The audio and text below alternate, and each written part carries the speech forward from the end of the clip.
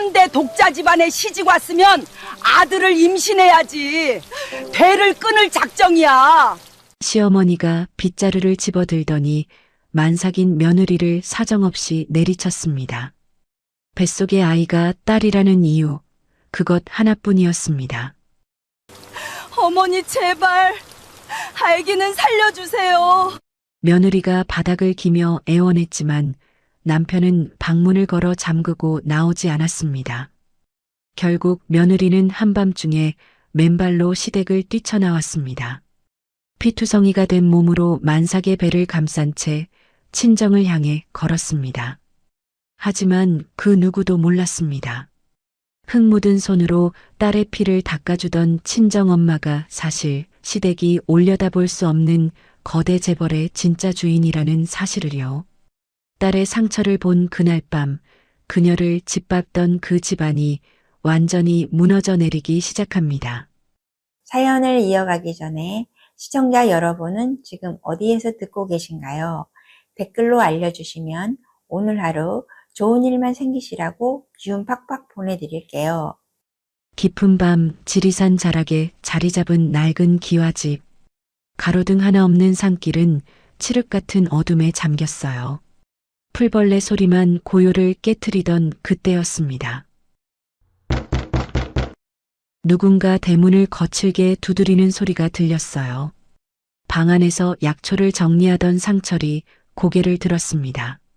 아내 미숙도 깜짝 놀라 마당으로 뛰어나갔어요. 이 밤중에 대체 누구세요? 미숙이 떨리는 목소리로 대문을 열었습니다. 그곳에는 온몸이 피투성이가 된 연희가 서 있었어요. 연희는 만삭의 배를 움켜쥐고 바닥에 쓰러졌습니다.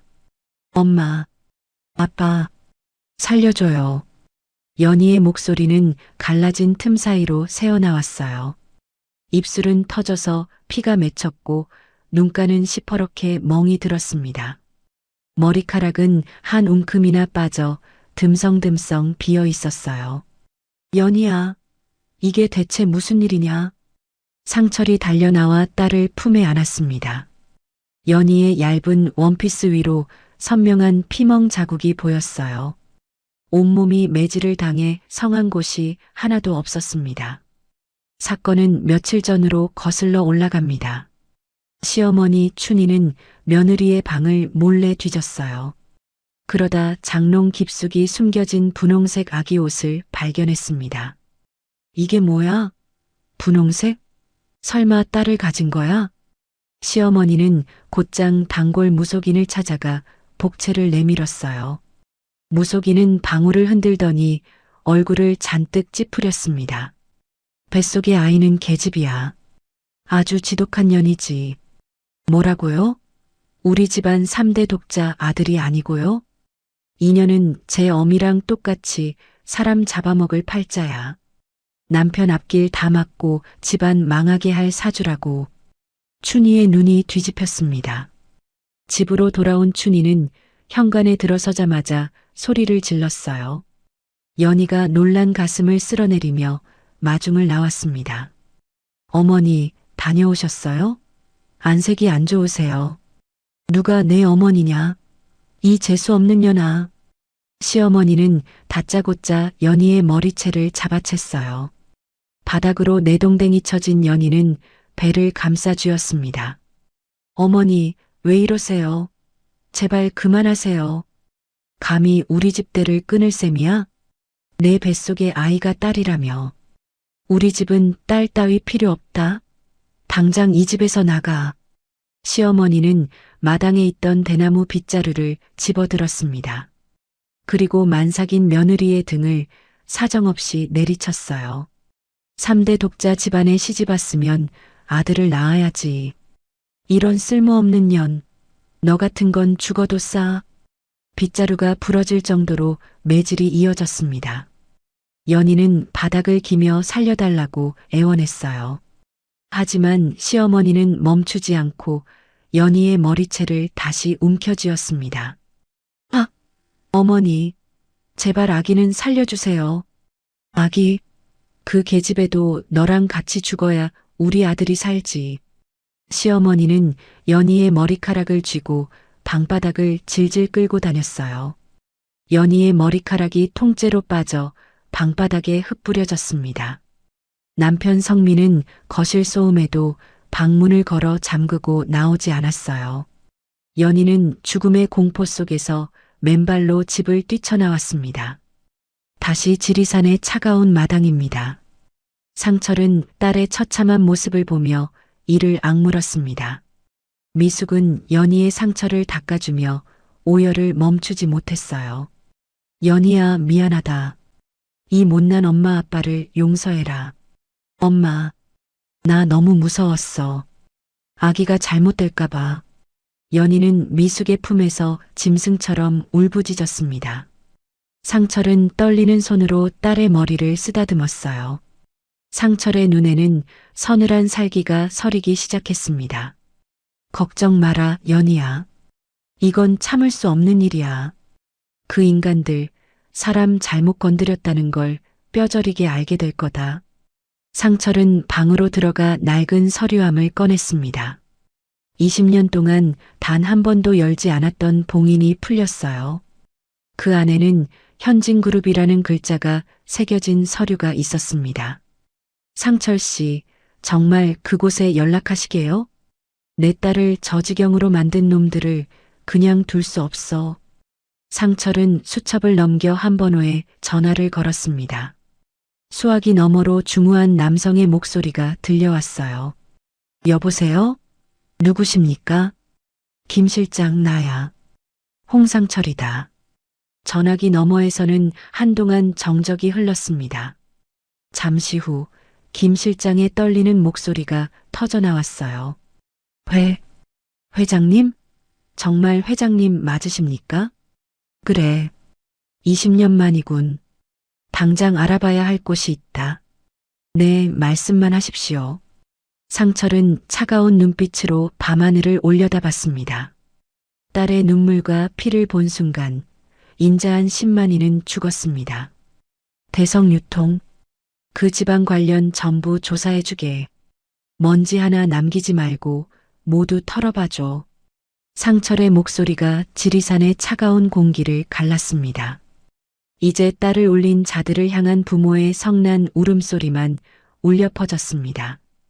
김 실장과의 통화를 마친 상철의 손이 미세하게 떨리고 있었습니다. 20년이라는 긴 세월 동안 가슴 깊이 묻어두었던 이름, 홍상철. 그 이름을 다시 입 밖으로 내뱉는 순간 산속 10만이의 평온했던 삶은 끝이 났어요. 상철은 책상 위에 놓인 낡은 서류함 속 빛바랜 사진 한 장을 손에 쥐었습니다. 사진 속에는 젊은 날의 상철과 미숙이 환하게 웃고 있었어요. 그때의 상철은 대한민국 재계의 정점에 서 있던 현진그룹의 유일한 적통 후계자였습니다. 수천억의 자산과 막강한 권력이 보장된 길이었지만 상철은 그 모든 것을 오물처럼 버렸어요. 지리산에 휴양을 왔다가 우연히 그림을 그리던 미숙을 보고 첫눈에 반했기 때문입니다. 상철 씨, 정말 후회하지 않겠어요? 나 때문에 그 귀한 자리를 다 버리고. 당시 미숙은 미안함에 눈물을 흘리며 상철에게 물었지요. 상철은 아내의 거친 손을 따뜻하게 감싸주며 대답했습니다. 미숙 씨, 당신과 함께하는 이 산속의 공기가 100배는 더 달콤해요. 권력이라는 건 결국 남을 짓밟아야 유지되는 독배 같은 거니까요. 상철은 집안의 강요에 의한 정략 결혼을 단호히 거부했습니다. 부모님의 불호령을 뒤로한 채 미숙과 함께 지리산으로 들어와 소박한 약식 혼례를 올렸어요. 그렇게 20년을 10만이로 살며 단 한 번도 과거를 그리워한 적은 없었습니다. 하지만 오늘 그 평화가 무참히 짓밟히고 말았어요. 그때였습니다. 마당에서 거친 자동차 엔진 소리가 들려왔어요. 먼지를 풀풀 날리며 검은색 세단 한 대가 무례하게 마당 한복판까지 들어왔습니다. 차에서 내린 사람은 연희의 시어머니 박춘희와 남편 배성민이었어요. 그들은 주변을 둘러보며 코를 쥐어박고 인상을 잔뜩 찌푸렸습니다. 세상에 이런 촌구석에서 사람이 산다고? 짐승우리도 이것보단 깨끗하겠네. 시어머니 춘희는 들고 있던 명품 가방을 고쳐매며 독서를 내뱉었습니다. 방 안에서 연희를 돌보던 미숙이 놀란 얼굴로 마당으로 뛰어나갔어요. 상철도 흙 묻은 손을 바지에 닦으며 그들을 차갑게 마주했습니다. 여기가 어디라고 오시는 겁니까? 당장 내 집에서 나가세요. 상철의 목소리는 낮고 위엄이 있었지만 춘희는 코웃음을 쳤어요. 그녀는 상철의 남루한 옷차림과 낡은 기와집을 보며 비아냥거렸습니다. 어머, 사돈어른. 딸 자식이 왔으면 타일러서 집으로 보낼 것이지. 어디서 감히 큰 소리를 치세요? 사돈이라고 부르지도 마세요. 내 딸을 저 지경으로 만든 당신들을 절대 용서 못합니다. 곁에 서 있던 남편 성민이 귀찮다는 듯 짜증을 내며 끼어들었어요. 장인어른, 적당히 좀 하시죠. 연희가 매 맞을 짓을 했으니까 저희 어머니가 훈육 좀 하신 거예요. 훈육? 만삭인 애를 빗자루로 패고 머리카락을 다 뽑아놓는 게 훈육이냐? 상철의 눈이 분노로 이글거렸습니다. 하지만 춘희는 더욱 표독스럽게 얼굴을 들이밀었어요. 어디서 근본도 없는 신만이 주제에 가르치려 들어? 산속에서 오래 살다 보니 정신이 나갔나 보네. 이 집구석 수준 보니까 연희가 왜 저 모양인지 알겠어. 가난이 죄라고 배운 게 없으니 딸 교육도 그따위로 시켰지. 춘희는 마당 한편에 정성껏 널어둔 약초들을 구두발로 짓밟으며 소리를 질렀습니다. 이따위 풀떼기 캐서 하루 벌어 하루 먹고 사는 주제에 감히 대성유통 며느리 자리를 넘봐? 분수를 알아야지, 분수를. 우리가 걷어줬으면 고맙게 생각하고 대를 이어야지. 상철은 모욕적인 언사를 묵묵히 듣고만 있었습니다. 그의 주먹은 하얗게 질릴 정도로 꽉 쥐어져 있었어요. 춘희는 상철의 침묵을 기세등등하게 오해하며 성민의 팔을 잡아 끌었습니다. 성민아, 가자. 이런 오물 냄새 나는 곳에 더 있다가는 옷에 냄새 배겠다. 연희 그 계집애한테 전하세요. 이혼 서류 보낼 테니 우리 집안과 연 끊으라고. 그들이 먼지를 일으키며 떠난 뒤 마당에는 서늘한 정적이 감돌았습니다. 상철은 무너진 약초들을 보며 결연한 표정으로 방으로 들어갔어요. 책상 위에 놓인 서류함에는 현진그룹의 상징인 황금 인장이 빛나고 있었습니다. 미숙 씨, 이제 더 이상 숨지 않겠어요. 상철이 다시 서류함을 챙겨들자 미숙이 걱정스러운 눈으로 바라봤습니다. 우리 연희, 그리고 당신, 더 이상 가난하다는 이유로 무시당하게 하지 않을 겁니다. 저들이 가진 보잘것없는 권력이 얼마나 모래성 같은 건지 똑똑히 알게 해줄 거예요. 상철은 서류함 속에 보관해 두었던 핵심 인맥들의 비밀 연락망을 하나하나 확인했습니다. 20년 동안 잠들어 있던 거인의 심장이 다시 세차게 뛰기 시작했어요. 상철의 시선은 창밖 칠흑 같은 어둠을 뚫고 대성유통이 있는 도심을 향했습니다.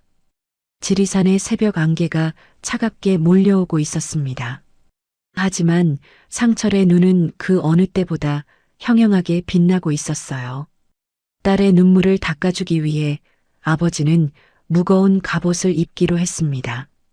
이제 대성유통의 화려한 껍데기가 하나둘씩 벗겨질 시간이 다가오고 있었습니다. 지리산의 새벽은 여전히 차가웠지만 상철의 결단은 그보다 더 매서웠습니다. 어둠 속에서 걸려온 김 실장의 보고는 짧고 명확했어요. 현진그룹에 보이지 않는 손이 움직이기 시작하자 거대한 파도가 도심을 향해 몰아쳤습니다. 그 파도의 끝에는 오만과 독선으로 가득 찬 대성유통이 서 있었지요.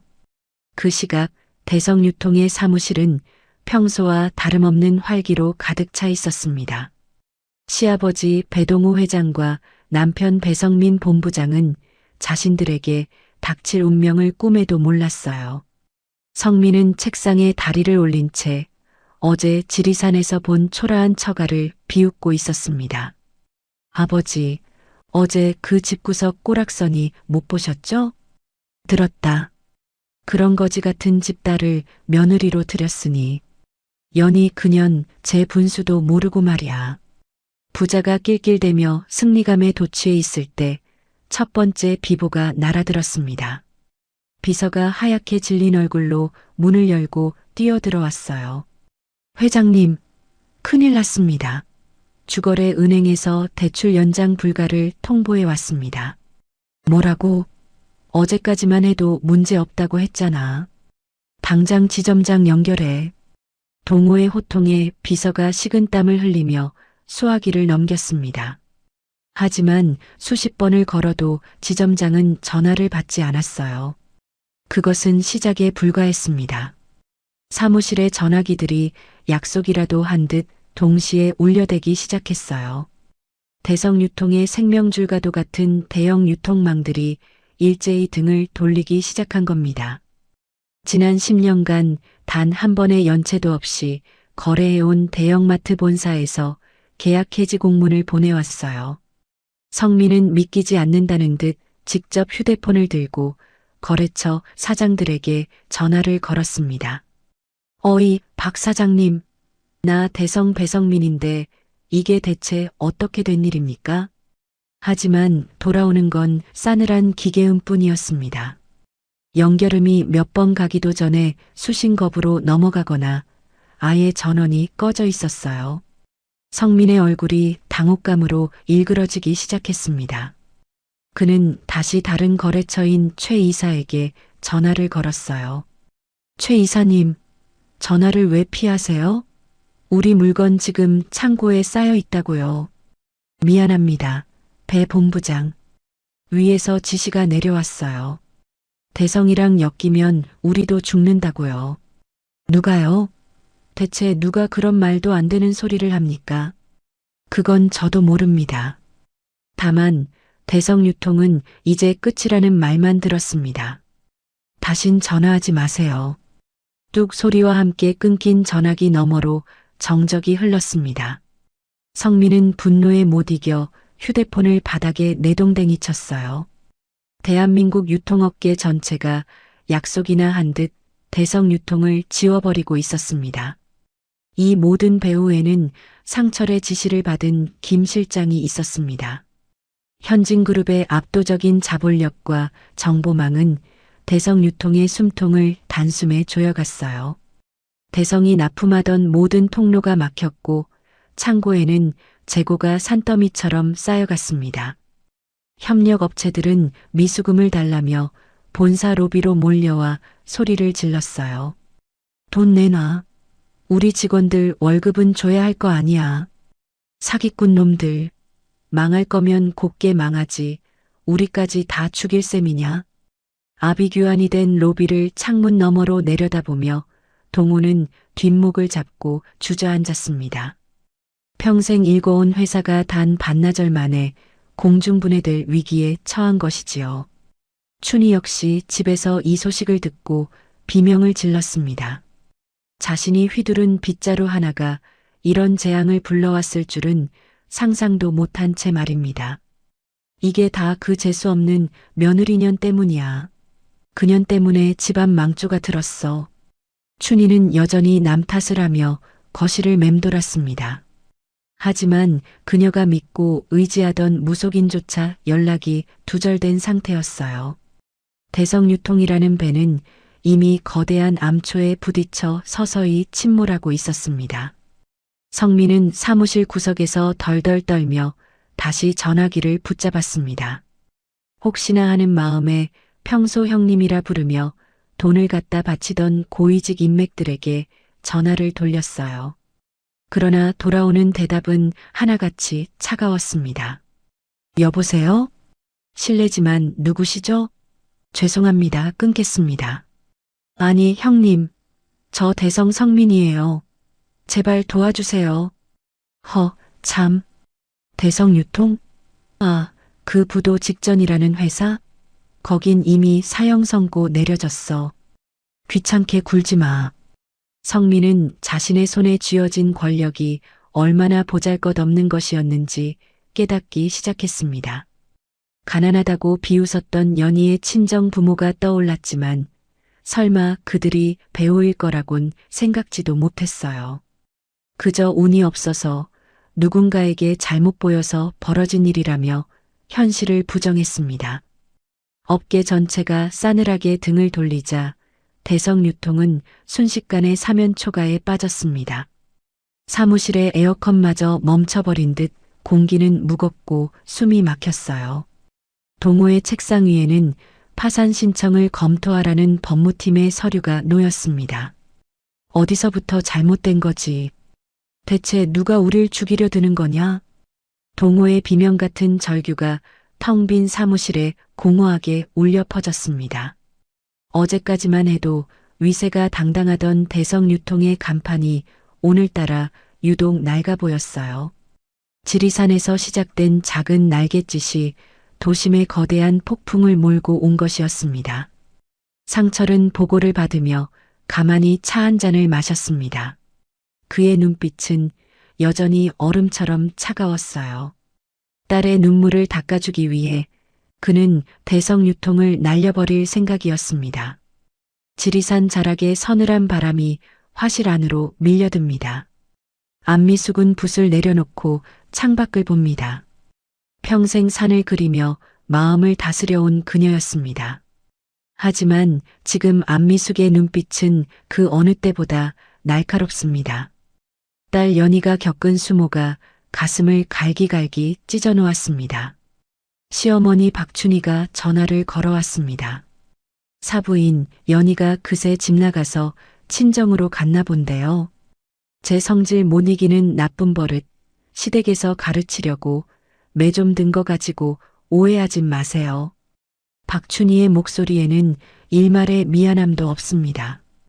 오히려 적반하장으로 소리를 높입니다. 안미숙은 수화기를 꽉 움켜쥐었습니다. 손끝이 하얗게 질릴 정도로 힘이 들어갔습니다. 사부인, 가르침이라니요? 제 딸 몸에 손을 대고도 그런 말이 나옵니까? 안미숙의 목소리는 낮고 낮게 깔렸습니다. 평소의 인자함은 온데간데 없고 서리가 내린 듯 차갑습니다. 박춘희는 코웃음을 치며 말을 이어갔습니다. 귀한 아들 기죽이는데 어느 시어머니가 가만히 있겠어요? 연희 그 아이 친정에서 교육을 어떻게 받았길래 그 모양입니까? 빨리 보내서 빌게 하세요. 안 그러면 우리도 생각이 있습니다. 박춘희는 은근슬쩍 협박까지 곁들였습니다. 안미숙은 헛웃음을 터뜨리며 대답했습니다. 생각이라니 어떤 생각을 하시는 건가요? 우리 연희는 그 지옥 같은 집으로 절대 돌아가지 않습니다. 당신이 저지른 짓은 예술가인 내 눈엔 아주 추한 낙서 같군요. 사람의 도리를 모르는 사부인은 그 대가를 반드시 치를 겁니다. 전화를 끊은 안미숙은 깊은 한숨을 내뱉었습니다. 하지만 눈빛만큼은 흔들림 없이 단단했습니다. 그녀는 곧장 서재로 향했습니다. 그동안 연희가 울며 토로했던 일들을 기록한 수첩을 꺼냈습니다. 안미숙은 이미 딸을 지키기 위한 모든 준비를 마쳤습니다.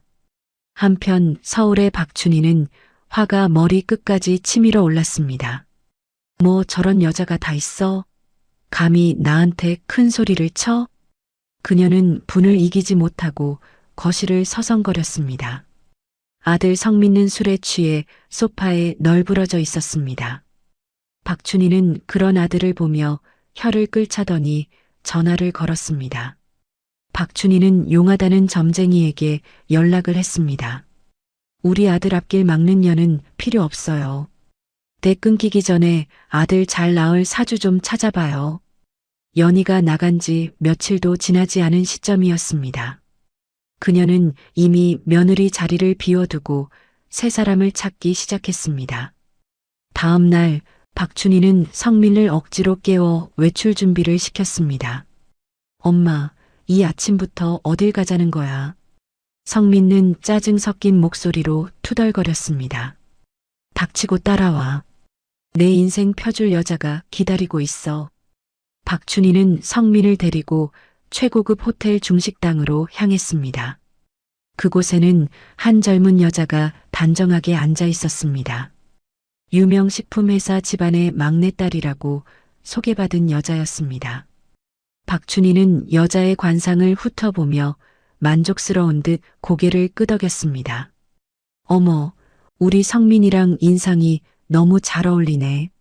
사주를 보니 아들 셋은 거뜬히 낳을 관상이야. 박춘희는 연희가 듣는다면 기가 찰 소리를 해댔습니다. 성민은 여자의 배경과 외모가 마음에 든 모양입니다. 안녕하세요. 배성민이라고 합니다. 성민은 연희를 때렸던 손으로 여자의 손을 잡았습니다. 박춘희는 입술을 실룩이며 흐뭇한 미소를 지었습니다. 그래, 이게 사람 사는 그림이지. 지리산 총구석 딸이랑은 비교도 안 되는구나. 그 시각 현진그룹 사무실은 긴박하게 움직였습니다. 안미숙의 부탁을 받은 조사팀이 대성유통의 비리를 파헤쳤습니다. 박춘희가 그동안 저지른 횡령과 탈세 자료가 산더미처럼 쌓였습니다. 팀장은 서류 뭉치를 안미숙에게 보고했습니다. 사모님, 대성유통의 비리 증거를 모두 수집했습니다.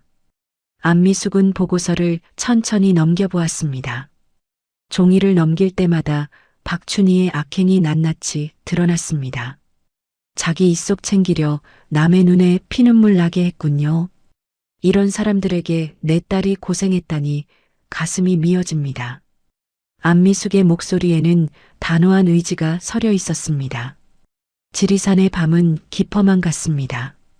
안미숙은 화실 한쪽에 놓인 연희의 사진을 어루만졌습니다. 연희야, 엄마랑 아빠가 다 해결해 줄게. 그 사람들이 흘린 악의 구렁텅이에서 너를 꼭 꺼내줄 거야. 그녀의 눈에 눈물 대신 강한 확신이 서렸습니다. 박춘희는 꿈에도 모른 채 새 며느리 맞을 생각에 들떠 있었습니다. 이번에는 아파트부터 명예 변경 확실히 받아낼 거야. 그 돈으로 대성유통 급한 불부터 꺼야지. 그녀는 혼자 술잔을 기울이며 헛된 꿈을 꾸었습니다. 성민도 옆에서 새로운 여자와 연락하느라 정신이 없었습니다. 상철은 현진그룹 법무팀을 불러 지시를 내렸습니다. 내일 아침 일찍 대성유통으로 소장을 보내세요. 그리고 박춘희가 관리하는 비밀 장부도 검찰에 넘기세요. 딸의 인생을 망치려 했던 이들에게 똑똑히 보여줄 셈입니다. 법무팀 직원은 고개를 숙이며 대답했습니다. 네, 회장님 뜻대로 준비하겠습니다. 대성유통은 내일이면 큰 혼란에 빠질 겁니다. 상철은 차가운 차 한 잔을 마시며 창밖을 보았습니다. 먹구름이 몰려오는 것이 보였습니다. 박춘희의 집은 곧 불어닥칠 폭풍을 알지 못했습니다. 그들은 연희를 내쫓고 나니 일이 잘 풀리는 듯 취해 있었습니다. 그 집 딸내미, 이제 와서 빌어도 소용없어. 박춘희는 아들에게 호기롭게 말했습니다. 하지만 그들의 무식한 확신은 곧 산산조각이 날 예정입니다. 안미숙은 다시 붓을 들었습니다. 이번에 그리는 그림은 아주 강렬한 붉은색이었습니다. 악한 자의 말로는 이처럼 뜨거울 겁니다. 그녀는 캔버스 위에 단호한 붓질을 남겼습니다. 지리산의 정기가 안미숙의 결단에 힘을 실어주는 듯 했습니다. 다음 날 아침 박춘희의 집 대문벨이 울렸습니다. 누구야? 이 아침부터 시끄럽게. 잠에서 덜 깬 박춘희가 문을 열었습니다. 그녀 앞에는 정장을 입은 남자들이 서 있었습니다. 그들의 손에는 법원에서 보낸 소장과 압수수색 영장이 들려 있었습니다. 박춘희의 얼굴이 순식간에 흑빛으로 변했습니다. 이게 다 뭡니까? 당신들 누구야? 그녀는 소리를 질렀지만 아무도 대꾸하지 않았습니다. 직원들은 거침없이 집 안으로 들이닥쳤습니다. 성민도 놀라 거실로 뛰쳐나왔습니다. 안미숙은 지리산에서 그 소식을 들었습니다. 그녀는 덤덤하게 붓을 씻으며 말했습니다. 박춘희 씨, 내 딸 연희가 흘린 눈물만큼 당신은 피눈물을 흘리게 될 거예요. 안미숙의 목소리가 산기슭에 메아리 쳤습니다. 지리산 자락, 상철의 집 앞마당에 무거운 정적이 내려앉았습니다. 상철은 묵묵히 마당 한쪽에서 장작을 패며 땀을 닦습니다. 그때 산 아래쪽에서 예사롭지 않은 엔진 소리가 들려옵니다. 먼지를 일으키며 검은색 고급 세단 여러 대가 줄지어 올라옵니다. 상철은 도끼를 내려놓고 천천히 그 광경을 바라봅니다. 비포장도로를 헤치고 온 차들이 마당 입구에 멈춰 섰습니다. 차 문이 열리고 검은 정장 차림의 수행원들이 일제히 내립니다. 그리고 가장 뒷부분의 상성문이 열리며 기품 있는 여인이 내립니다. 바로 현진그룹 현 회장의 부인이자 상철의 제수인 민정아입니다. 민정아는 차에서 내리자마자 상철을 발견하고는 걸음을 멈춥니다. 그녀의 눈시울이 순식간에 붉어지며 입술이 떨리기 시작했습니다. 민정아는 서둘러 상철의 앞으로 달려와 그대로 바닥에 엎드렸습니다. 수천만 원짜리 명품 옷이 흙바닥에 쓸리는 것 따위는 보이지 않았습니다. 아주버님, 용서하십시오. 어떻게 이런 산골에서 힘든 생활을 하셨습니까? 민정아는 바닥에 이마를 대고 서럽게 통곡하기 시작했습니다. 저희가 무능해서 아주버님을 너무 늦게 찾았습니다. 현진그룹의 진짜 기둥이신 아주버님을 이렇게 모셔두다니 저희는 죽을 죄를 지었습니다. 민정아의 애끓는 목소리가 온 산을 울렸습니다. 이때 집 뒤편 나무 뒤에 숨어서 이 광경을 훔쳐보던 이들이 있었습니다. 검찰 조사를 피해 마지막 희망이라며 상철에게 매달리러 온 박춘희와 성민입니다. 그들은 상철의 집 근처에서 기회를 엿보다가 화려한 행차를 보고 얼어붙었습니다. 박춘희는 입을 벌린 채 손을 부들부들 떨었습니다. 성민아, 저 여자 뉴스에서 보던 현진그룹 안주인 아니냐?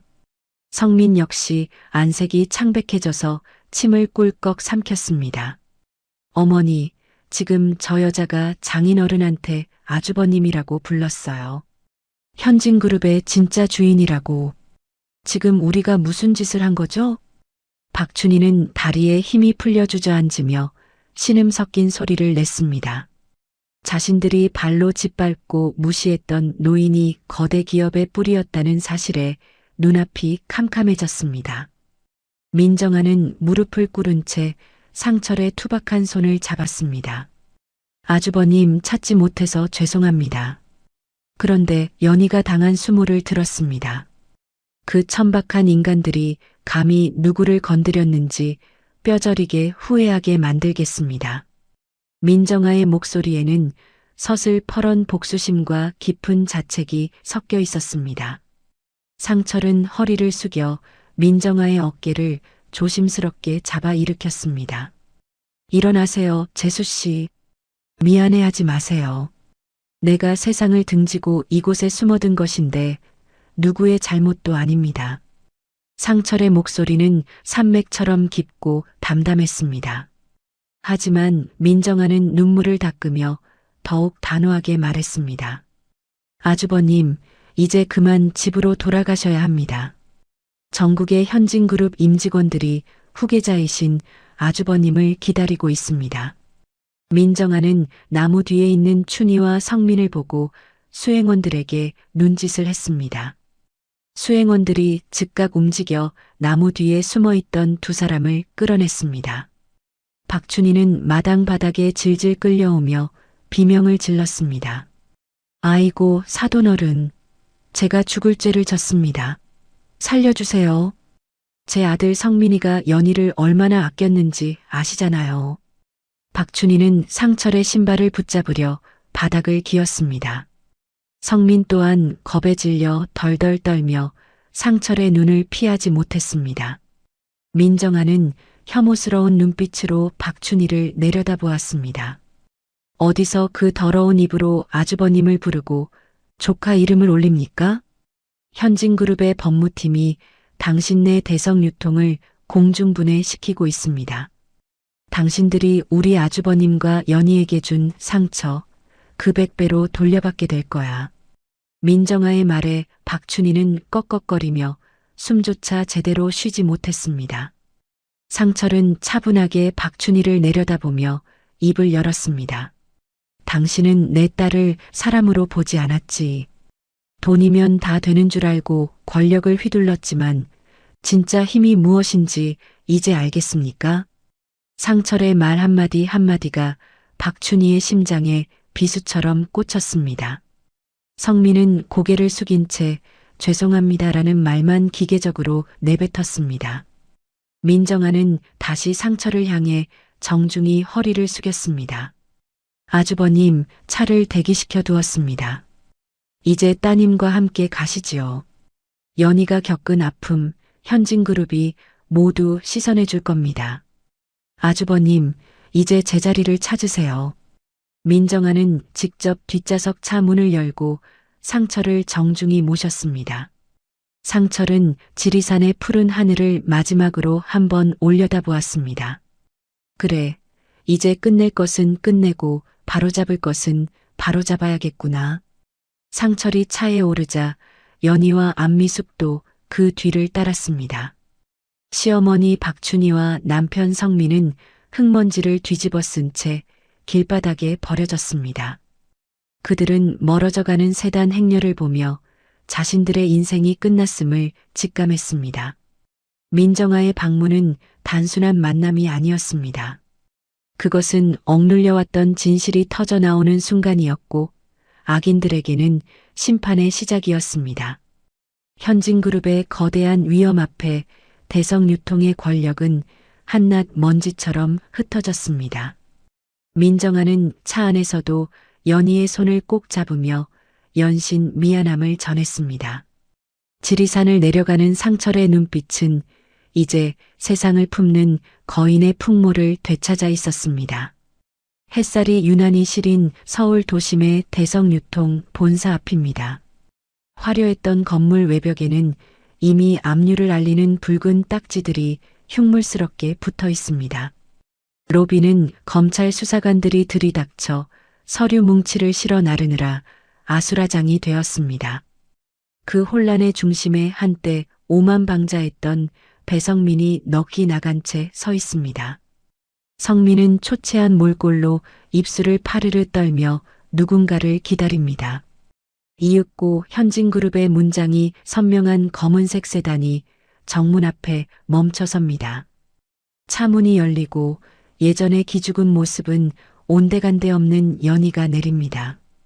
연희는 단정하고 기품 있는 정장 차림으로 성민을 차갑게 내려다봅니다.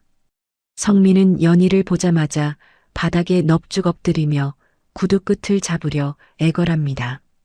연희야, 아니 여보, 제발 우리 집안 좀 살려줘. 어머니가 하신 일 내가 다 사과할게. 제발 부도만은 막아달라고 회장님께 말 좀 해줘. 우리가 그래도 부부였잖아.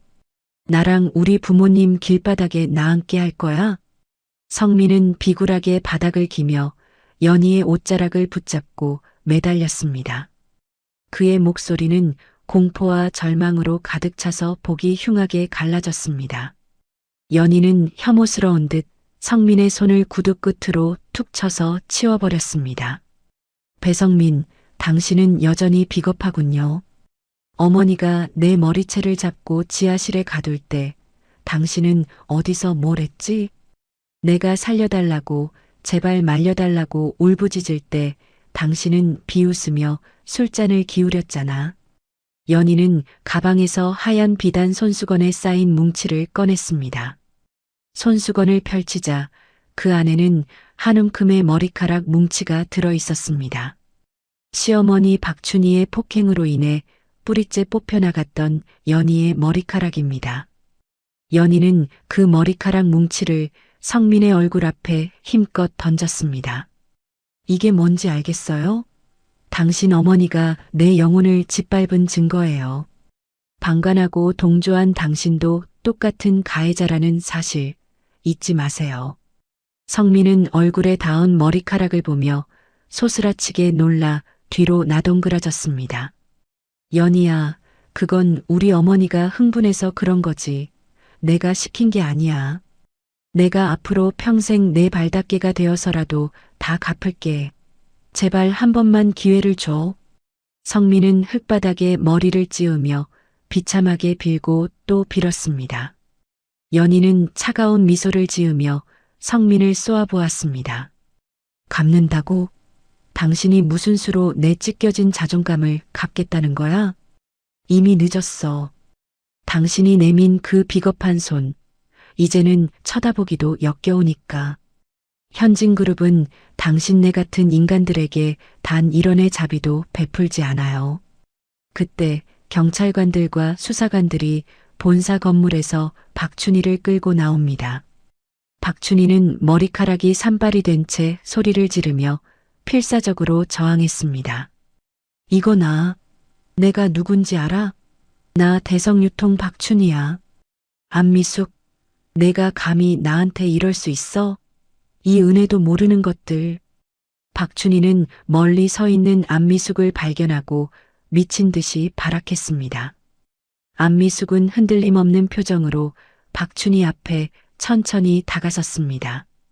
박춘희 씨, 아직도 기세가 살아있어서 다행이군요. 당신이 멸시했던 신만이 집안의 딸이 어떤 배경을 가졌는지 이제 알겠나요? 당신이 저지른 횡령과 내 딸에게 가한 폭행, 법의 심판을 똑똑히 받으세요. 안미숙의 목소리는 낮았지만 박춘희의 심장을 꿰뚫는 서리발 같았습니다. 박춘희는 안미숙의 압도적인 위험 앞에 순간 숨이 멎는 듯 했습니다. 자신이 무시했던 시골 여인이 현진그룹의 안주인이라는 사실에 전율했습니다. 그 거대한 권력의 그림자가 자신을 짓누르고 있다는 사실에 눈앞이 캄캄해졌습니다. 박춘희는 결국 다리에 힘이 풀려 주저앉으며 바닥을 치고 통곡했습니다. 사부인, 내가 잠시 미쳤었나 봅니다.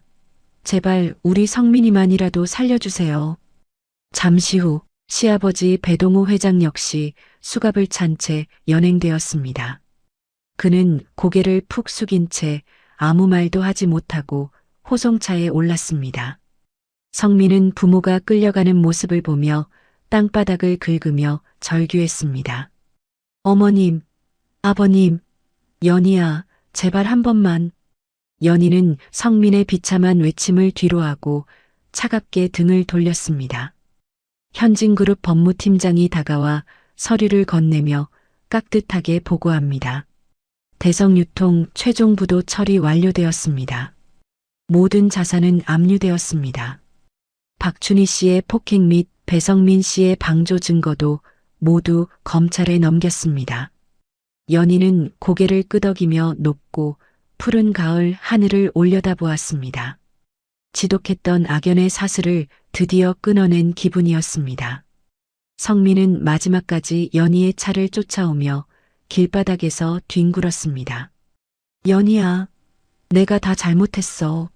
제발 돌아와줘. 연희는 차 창문을 조금 내리고 성민을 마지막으로 응시했습니다. 죽는 것보다 더 고통스럽게 당신들이 저지른 죄를 다 갚으며 살아. 당신이 비웃었던 그 10만이의 힘이 얼마나 거대한지 평생 뼈저리게 느껴봐. 차 문이 닫히고 세단은 매끄럽게 대성유통 건물을 빠져나갔습니다. 남겨진 것은 무너진 제국의 잔해와 죄인들의 처참한 울음소리뿐입니다. 돈이면 다 되는 줄 알았던 탐욕의 끝은 이토록 비참하고 초라했습니다. 박춘희는 호송차 안에서 창살을 붙잡고 피눈물을 흘리며 후회했습니다. 성민은 먼지 구덩이 속에서 넋을 잃고 앉아 자신의 인생이 끝났음을 깨달았습니다. 연희는 옆에 앉은 아버지 상철의 거친 손을 꼭 잡았습니다. 상철은 말없이 딸의 어깨를 토닥이며 부드러운 미소를 지어 보였습니다. 연희야, 고생 많았다. 이제 무거운 짐 다 내려놓고 우리 집으로 가자. 상철의 따뜻한 목소리에 연희는 참아왔던 눈물을 소리 없이 흘렸습니다. 그것은 슬픔이 아니라 모든 상처가 씻겨나가는 정화의 눈물이었습니다. 지리산에서 온 신만이 상철의 정체는 대한민국 재계를 뒤흔들었습니다. 그가 가진 거대한 부와 권력은 오직 소중한 가족을 지키기 위한 방패였습니다. 악인들은 그 단단한 방패에 부딪혀 흔적도 없이 산산조각이 났습니다. 현진그룹의 정통 후계자라는 이름보다 아버지라는 이름이 더 빛나는 순간이었습니다. 연희의 앞날에는 이제 지리산의 맑은 정기와 밝은 태양만이 가득할 것입니다. 지리산의 정기가 가득한 안개 너머로 눈부신 아침 햇살이 쏟아집니다. 그동안의 모진 풍파를 다 씻어내기라도 하듯 상공기는 더없이 맑고 달콤합니다.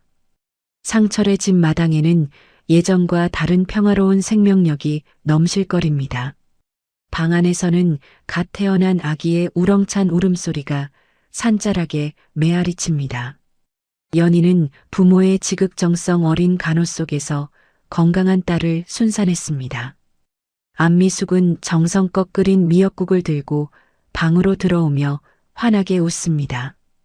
연희야, 고생 많았다. 아기가 너를 꼭 닮아서 정말 예쁘구나. 안미숙은 딸의 땀 젖은 머리칼을 넘겨주며 눈시울을 붉혔습니다. 연희는 품에 안긴 작은 생명을 바라보며 처음으로 진정한 행복을 느꼈습니다. 시댁에서의 그 지옥 같은 기억은 이제 먼지처럼 사라지고 없었습니다. 상철은 마당에서 귀한 산삼과 약초들을 다듬느라 여념이 없습니다. 딸의 산후조리를 위해 그가 직접 산을 타며 정성으로 캔 보물들입니다. 상철은 방문을 살짝 열고 아기를 바라보며 인자한 미소를 지었습니다. 우리 강아지, 이 할아버지가 지켜줄 테니 걱정 말고 쑥쑥 자라거라. 상철의 묵직한 목소리에는 손녀를 향한 무한한 사랑이 담겨 있습니다. 시간이 흘러 연희의 얼굴에는 생기가 돌고 눈빛은 더욱 단단해졌습니다. 그녀는 더 이상 누군가에게 휘둘리는 연약한 며느리가 아니었습니다. 연희는 부모님이 산에서 직접 채취한 귀한 약초들을 바라보며 결심했습니다. 어머니, 아버지, 저 이 약초들로 사람들의 마음을 고쳐주는 일을 하고 싶어요. 제가 아파 보니까 알겠더라고요. 몸보다 마음이 아픈 사람이 정말 많다는 걸요. 상철과 안미숙은 딸의 당당한 제안에 기쁘게 고개를 끄덕였습니다. 얼마 후 지리산 자락이 내려다 보이는 양지 바른 곳에 작은 건물이 들어섰습니다. 자연과 어우러진 단아한 전통 찻집, 이름은 노건이라 지었습니다. 푸른 동산이라는 뜻처럼 지친 이들이 쉬어갈 수 있는 안식처가 되길 바랐습니다. 연희는 이제 한 아이의 엄마이자 당당한 사업가로서 첫 발을 내디뎠습니다. 노건의 문이 열리면 은은한 약초향과 사람 사는 냄새가 번져 나옵니다. 연희는 직접 법제한 약재를 정성껏 우려내어 손님들에게 건넵니다. 이 차는 마음을 진정시키고 몸의 기운을 돋우는데 아주 좋습니다. 그녀의 목소리는 부드러우면서도 상대방의 마음을 어루만지는 힘이 있습니다. 소문을 듣고 찾아온 사람들은 연희의 차 한 잔에 위로를 얻고 돌아갔습니다.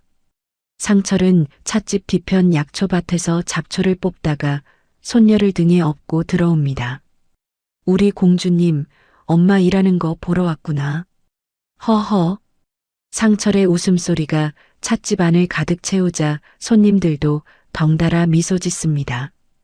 연희는 아이를 받아 안으며 세상에서 가장 아름다운 미소를 보였습니다. 아빠, 오늘도 고생 많으셨어요. 덕분에 손님들이 약초가 정말 좋다고 난리예요. 상철은 쑥스러운 듯 머리를 극적이며 대답했습니다. 내가 하는 게 뭐 있느냐? 우리 딸이 정성을 다하니 약효가 사는 거지. 연희야, 이제 정말 내 인생을 살고 있는 것 같아. 이 아비는 참 좋다. 상철은 딸의 손을 꼭 잡으며 대견한 마음을 감추지 못했습니다.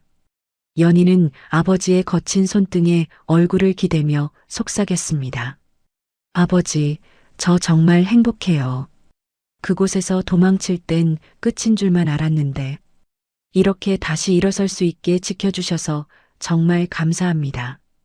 이제는 저도 우리 아이에게 자랑스러운 엄마가 될 수 있을 것 같아요. 연희의 눈에는 고난을 이겨낸 자만이 가질 수 있는 깊은 광채가 납니다. 그녀는 과거의 트라우마를 약초향으로 씻어내며 매일 성장하고 있었습니다. 안미숙은 찻집 한쪽에 걸어둘 그림을 완성해 들고 왔습니다. 지리산의 푸른 숲과 그 품에 안긴 가족의 모습을 담은 따뜻한 작품입니다. 우리 노건의 보물 1호는 바로 이 가족의 사랑이란다. 안미숙의 말에 연희는 행복한 웃음을 터뜨리며 고개를 끄덕였습니다. 찻집 노건은 단순한 가게가 아니라 상처받은 영혼들이 치유받는 성전이었습니다. 어느덧 해가 뉘엿뉘엿 저물며 산자락을 붉게 물들입니다. 연희는 퇴근 준비를 하며 찻집의 조명을 하나둘 끕니다. 그녀의 걸음걸이에는 당당함과 여유가 넘쳐 흐릅니다. 누구의 아내도 누구의 며느리도 아닌 인간 홍연희로서의 삶입니다. 지리산은 그런 그녀를 포근하게 감싸 안으며 응원하는 듯 했습니다. 배성민과 박춘희가 감옥에서 추운 겨울을 보내고 있을 때 연희는 따뜻한 온돌방에서 아이의 숨소리를 들으며 내일을 꿈꿉니다. 아기는 무너졌고 인내하며 선을 지킨 이들은 열매를 맺었습니다. 상철의 지혜와 안미숙의 사랑, 그리고 연희의 용기가 만든 기적이었습니다. 이제 지리산의 사계절은 연희와 그녀의 딸에게 축복의 노래를 들려줄 것입니다. 지리산 10만이의 딸로 태어나 화려한 도시의 며느리로 살았던 시간들. 그 모든 아픔은 이제 노건의 깊은 찬물 속에 녹아 사라졌습니다. 연희는 오늘도 찻잔을 닦으며 다짐하고 또 다짐합니다. 더 당당하게, 더 따뜻하게 살아가자. 나는 지리산의 딸이니까. 그녀의 다짐이 밤바람을 타고 산 너머 멀리 퍼져나갑니다. 세상 사람들은 말합니다. 지리산에 가면 마음을 고쳐주는 여인이 있다고. 그 여인의 차 한 잔이면 세상의 모진 풍파도 이겨낼 힘이 생긴다고 말이죠. 연희는 이제 누군가의 도움을 받는 존재가 아닌 누군가를 돕는 큰 나무가 되었습니다. 상철이 평생 지켜온 산처럼 연희도 그렇게 깊고 넓은 사람이 되어가고 있습니다. 노건의 불빛이 지리산의 밤을 은은하게 밝힙니다. 상철과 안미숙, 그리고 연희와 어린 딸의 웃음소리가 끊이지 않습니다. 고난은 그들을 더 단단하게 만들었고 사랑은 그들을 더 빛나게 했습니다. 지리산의 능선 너머로 하루를 갈무리하는 붉은 낙조가 장엄하게 펼쳐집니다. 세상을 다 삼킬 듯 타오르던 태양도 산의 품에 안기면 이토록 순해집니다. 현진그룹의 정통 후계자이자 거대한 제국의 실질적인 주인이었던 상철은 이제 화려한 양복 대신 흙먼지 묻은 낡은 등산복을 다시 꺼내 입었습니다. 상철은 현진그룹이 더 크게 성장하고 사회에 선한 영향을 미칠 수 있도록 모든 경영권을 신뢰할 수 있는 전문 경영인에게 과감히 맡겼습니다. 그에게 진짜 소중한 것은 높은 회장님의 의자가 아니었습니다. 평생 지키고자 했던 내 가족이 발 딛고 서 있는 이 땅의 평화가 훨씬 귀했기 때문입니다. 상철은 마당 한쪽 평상에 앉아 낡은 철제 서류함을 무릎 위에 올립니다. 그 안에는 경영권 승계 서류 대신 빛바랜 가족 사진과 약초 도감이 들어 있습니다. 상철은 사진 속 연희의 어린 시절을 어루만지더니 조용히 서류함을 닫았습니다. 이제 이 서류함이 누군가를 심판하는 무기가 될 일은 다시는 없을 것입니다. 상철은 곁에 앉은 아내 미숙의 손을 가만히 맞잡았습니다. 여보, 이제야 마음이 참 편안하구려. 역시 우리는 산 사람인가 봐요. 미숙은 남편의 어깨에 머리를 기대며 평온한 미소를 지어 보였습니다. 그러게요. 그 화려한 서울 집보다 흙냄새 나는 지리산이 우리 집 같네요. 연희도 우리 손녀도 저렇게 밝게 웃는 걸 보니 이제 다 보상받은 기분이에요. 두 사람의 시선은 마당 너머 찻집 노건으로 향했습니다. 창문 틈으로 아이의 맑은 웃음소리가 새어나옵니다. 연희는 아이를 등에 업고 손님들에게 내놓을 찻잔을 정성껏 닦고 있습니다. 그녀의 얼굴에는 과거의 그늘이나 아픔의 흔적은 더 이상 찾아볼 수 없습니다. 연희는 창밖에 부모님을 발견하고는 손을 흔들며 환하게 웃어 보였습니다. 어머니, 아버지, 이따가 제가 새로 우려낸 약차 한잔 하러 오세요. 상철은 고개를 끄덕이며 허허로운 웃음을 터뜨렸습니다. 그는 깨달았습니다. 진정한 권력은 남을 짓밟고 올라서는 자리가 아니라 사랑하는 사람을 지켜내고 그들의 웃음소리를 매일 들을 수 있는 평범한 일상에 있다는 것을요. 상철은 다시 10만이의 지팡이를 짚고 일어나 산을 올려다보았습니다. 내일 아침이면 그는 다시 이름 모를 약초를 찾아 깊은 숲으로 향할 것입니다. 박춘희와 성민이 탐욕에 눈이 멀어 잃어버린 것이 바로 이 소박한 행복이었습니다. 그들이 무시했던 10만이의 삶은 결코 비루한 것이 아니었습니다. 자연의 섭리에 순응하며 정직하게 땀 흘려 얻은 것을 소중히 여기는 삶. 그 정직한 뿌리가 있었기에 상철은 거대 기업의 풍파 속에서도 흔들리지 않았습니다. 이제 대성유통의 비극은 사람들의 기억 속에서 희미해져 가지만 지리산 노건의 따뜻한 찬물은 오랫동안 사람들의 상처를 씻어줄 것입니다. 미숙은 캔버스 앞에 앉아 마지막 붓 터치를 정성스럽게 갈무리합니다. 그림 속에는 서로의 손을 맞잡고 노을을 바라보는 가족의 뒷모습이 담겨 있습니다. 이제 정말 우리 이야기가 완성된 것 같네요. 참 길고도 험한 길이었어요. 상철은 아내의 어깨를 감싸 안으며 나지막이 읊조렸습니다. 고생 많았소, 임자. 이제는 다 잊읍시다. 산이 저렇게 다 품어주지 않소. 지리산은 상철의 말에 화답하듯 깊은 어둠을 들이우며 마을을 감싸 안습니다.